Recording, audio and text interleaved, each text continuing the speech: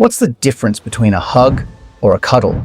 It's a strange question, and it might seem like it's just a matter of semantics. However, there is a deeper meaning to this. We're talking about the fine line between a normal and friendly gesture and an inappropriate action. But there is no formal definition of what is a cuddle or a hug, and there won't ever be.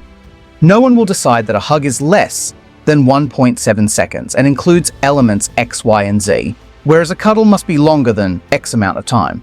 There are two primary considerations an employee may consider prior to talking, touching, or gesturing to another coworker, in relation to whether it would be considered an act of sexual harassment, context, and how the other party will feel. That's right, at the end of the day, it is not what the perpetrator feels is sexual harassment, but the victim.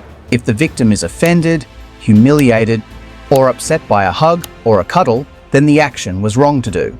However, what one person finds offensive will be different from another person. That is why context is important.